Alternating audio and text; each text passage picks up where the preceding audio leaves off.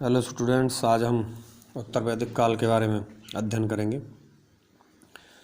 देखिए, उत्तर वैदिक काल जो है वो ऋग्वैदिक काल के बाद आया है और ऋग्वैदिक काल में जो देवी देवता थे उनका जिनका भी प्रचलन था, जिनकी पूजा अर्चना उत्तर वैदिक काल में ऋग्वैदिक काल में होती थी, उत्तर वैदिक काल में जो उन देवी देवताओं की जगह स्थान पर दूसरे देवी देवताएं जो हैं उन्होंने अपना स्थान ले लिया।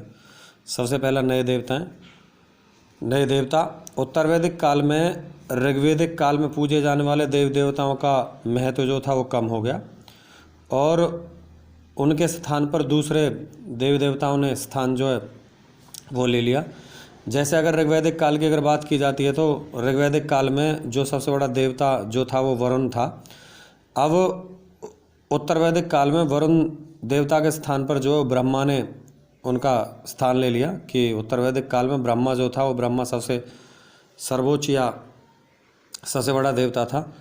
उसी प्रकार से दूसरा स्थान जो था वो दूसरा स्थान अब इंद्र ने ले लिया। जबकि उत्तर वैदिक काल की अगर ऋग्वैदिक काल की अगर बात की जाती है तो ऋग्वैदिक काल में जो था वो ऋग्वैदिक काल में दूसरे स्थान जो इंद्र देवता का था, दूसरा स्थान इंद्र का था। इंद्र के स्थान पर दूसरे स्थान पर अब भगवान विष्णु की पूजा अर्चना की जाने लगी और तीसरे स्थान जो है उस तीसरे स्थान पर भगवान शिव को माना जाने लगा या भगवान शिव की पूजा जो है वो की जाने लगी। दूसरा, धर्म में जटिलता। उत्तर वैदिक काल में धर्म जो था वो काफ़ी जटिल हो चुका था।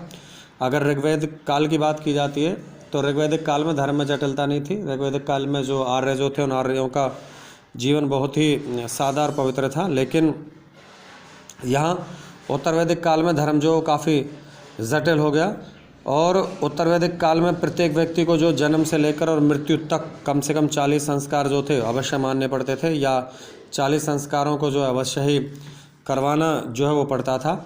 और उत्तर वैदिक काल में ऋग्वैदिक काल से जो आपके यज्ञ जो थे उन यज्ञों का प्रचलन भी यहाँ उत्तर वैदिक काल में जो बहुत ज़्यादा बढ़ा है। पहले अगर बात की जाए आपकी ऋग्वैदिक काल की तो ऋग्वैदिक काल में सिर्फ अश्वमेध यज्ञ वगैरह वगैरह ही होते थे, लेकिन अब यहाँ उत्तर वैदिक काल में अश्वमेध यज्ञ भी जो है वो भी होता था, वाजपेयी यज्ञ जो है वो भी होता था और राजसूय यज्ञ जो है वो भी होता था। और इन यज्ञों का जो आयोजन जो है वो बहुत बड़े स्तर पर जो किया जाता था और वो इन यज्ञों का आयोजन जो है वो भी इन बहुत बड़े पैसे वाले लोगों के द्वारा या जिनके पास अत्यधिक मात्रा में धन था उन लोगों के द्वारा जो है वो इन यज्ञों का आयोजन किया जाता था। क्योंकि ये यज्ञ जो थे वो 2-4 दिन के लिए नहीं होते थे, बल्कि इनमें कई वर्षों का समय जो इन यज्ञों के आयोजन में लगता था। और कई वर्षों का समय जब इन यज्ञों के आयोजन में लगता था तो इन यज्ञों में काफ़ी मात्रा में खर्च होता था पैसा। और इन यज्ञों में बड़े पैमाने पर जो है वो पशुओं की जो है वो बलि दी जाती थी। इसके अतिरिक्त अब मानवों की बलि का प्रचलन भी था। यज्ञों में भाग लेने वाले पुरोहितों को भारी मात्रा में दक्षिणा जो है वो देनी पड़ती थी। इन कारणों से अब ये यज्ञ जो महंगे हो गए थे। क्योंकि दूसरा इसका कारण था क्योंकि इन यज्ञों को पुरोहित मीन्स पंडितों के बिना अधूरा समझा जाता था। क्योंकि उत्तर वैदिक काल में या ऋग्वैदिक काल में सभी प्रकार के जो धार्मिक जो कार्य हैं वो उन धार्मिक कार्यों को पंडितों के द्वारा ही पूरा किया जाता था। इसलिए समाज में इनका प्रभुत्व जो है वो बढ़ता चला गया और इस प्रकार से धर्म में जो जटिलता आई है। नए विश्वास।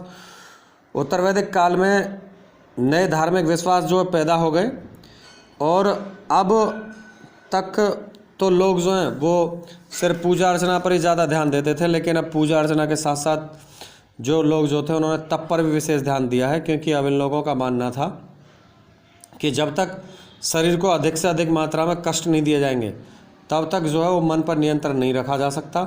और इस काल में आवागमन, मुक्ति और कर्म सिद्धांत अधिक विकसित हुए हैं और इस आवागमन के चक्र से मुक्ति पाने के लिए मोक्ष पाना आवश्यक है और मनुष्य को उसके कर्मों के अनुसार जो फल मिलता है, इसलिए उन्हें सदैव अच्छे कार्य करने चाहिए। इस काल में आर्यों के अंधविश्वासों में बहुत वृद्धि जो थी वो हो गई थी और वो जादू टोने और भूत प्रेतों में भी विश्वास रखने लगे थे। नेक्स्ट आपका उपनिषदों में दिए गए धार्मिक विचार। देखिए पहले उपनिषद थे क्या? उपनिषद जो है ये वो ग्रंथ हैं जिनमें दुनिया के सबसे ऊंचे आध्यात्मिक ज्ञान जो था उसके मोती परोए जाते थे। और उपनिषद जो है वो 3 शब्दों के मेल से बना है, उप, नी और शद। उप से भाव होता है नज़दीक, नी से भाव होता है श्रद्धा और सद से भाव होता है बैठना। अर्थात इसका अर्थ हुआ श्रद्धा भाव से नज़दीक बैठना। और इसको दूसरे नाम जो वेदांता के नाम से भी इसको जाना जाता था। इसमें धार्मिक विचार जो हैं उपनिषदों में दिए गए धार्मिक विचार, सबसे पहला आत्मा का स्वरूप। देखिए उपनिषदों में आत्मा के स्वरूप के बारे में बताया गया है। आत्मा को सर्वव्यापक तत्व बताया है। यह तत्व सारे तत्वों का एक मूल आधार है। और जहाँ ये आत्मा जो है वो आत्मा सभी के हृदय में निवास करती है। और उपनिषदों में आत्मा ही केवल एक ऐसी वस्तु है जिस पर विश्वास किया जा सकता है, अन्यथा किसी भी वस्तु या चीज़ पर कोई विश्वास नहीं किया जा सकता।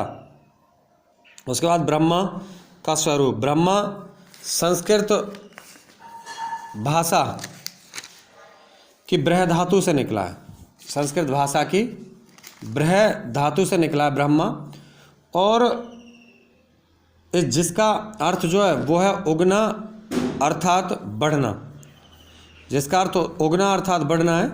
अर्थात इसका अर्थ यह हुआ कि जिस तत्व से दृष्टि जगत की उत्पत्ति हुई है, ब्रह्मा वही असीम शक्ति है, वही सर्वरूप से सभी ज्योतियों की ज्योति है। सभी जगह ब्रह्मा जो है वो विद्वान है और संपूर्ण ज्ञान का भंडार ब्रह्मा है। उसके ज्ञान का शब्दों में वर्णन जो करना असंभव है। निसंदेह सारे संसार का कारण और आधार जो है वो सिर्फ और सिर्फ ब्रह्मा ही है। तीसरा आपका आत्मा और ब्रह्मा की अभेदता। देखिए उपनिषदों में बताया गया कि आत्मा और ब्रह्मा जो है इनमें कोई भेद नहीं है, क्योंकि वे आत्मा और ब्रह्मा को ही एक मानते हैं। उनका मानना था कि आत्मा और ब्रह्मा केवल शब्दों का जो है सिर्फ और सिर्फ भेद है, कि आत्मा और ब्रह्मा जो है शब्दों के उससे अलग हैं, बल्कि अर्थ की उससे वो अलग नहीं है। उनका अर्थ दोनों का समान है, क्योंकि मृत्यु के बाद आत्मा जो है वो ब्रह्मा में ही मिल जाती है या लीन हो जाती है। उसके बाद सृष्टि की रचना। देखिए उपनिषदों में सृष्टि की जो रचना जो है वो सृष्टि की रचना उपनिषदों में बताया गया है कि ब्रह्मा ने सृष्टि की रचना की है। और सृष्टि की रचना ब्रह्मा ने अपने आप में मौजूद है, क्योंकि ब्रह्मा ने सृष्टि की रचना जो की है उसने सोचा होगा, क्योंकि ब्रह्मा ने सोचा कि मैं अनेक रूपों में प्रकट हो जाऊं।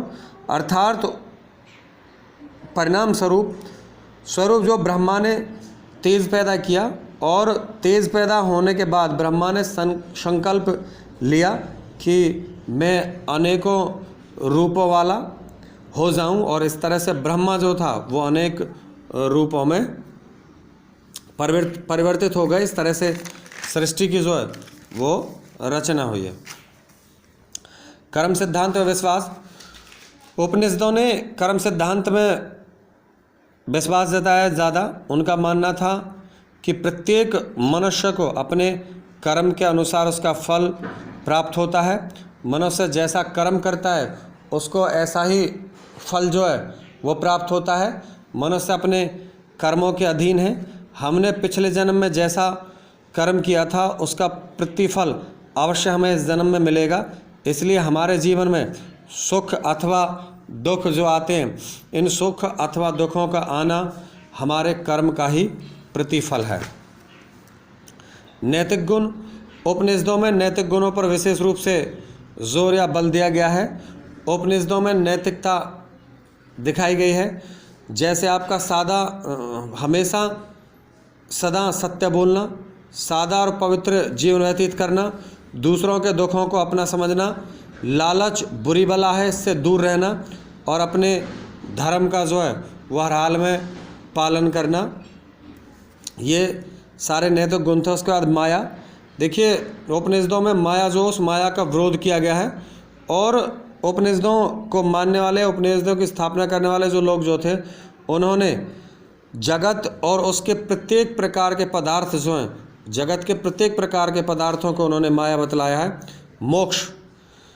मोक्ष मानव जीवन का परम उद्देश्य है। बुरे कर्म से मनुष्य जन्म और मरण के चक्कर में फंसता है, और अगर मनुष्य को मोक्ष की प्राप्ति हो जाती है तो मनुष्य का जो जीवन जो है वो सफल हो जाता है, और मनुष्य जो है वो आवागमन के चक्कर से छूट जाता है। अर्थात कहने का भाव ये हुआ कि मनुष्य को मोक्ष प्राप्त होने के बाद उसे सीधा जो स्थान जो है वो स्वर्ग में मिल जाता है, और बार बार ना मनुष्य का जन्म होता है और ना बार बार मनुष्य की मृत्यु होती है। इस तरह से मोक्ष की प्राप्ति कर कर इस मानव का सांसारिक मोह माया से पूर्ण रूप से त्याग हो जाता है, और सांसारिक मोह माया से त्याग होकर वो सीधा स्वर्ग में चला जाता है, और स्वर्ग में जाने के बाद उसे पुनर्जन्म किसी प्रकार से नहीं मिलता, और इस तरह से वो मृत्यु मीन्स जीवन का आवागमन जो है उसके चक्कर से मुक्ति प्राप्त कर लेता है।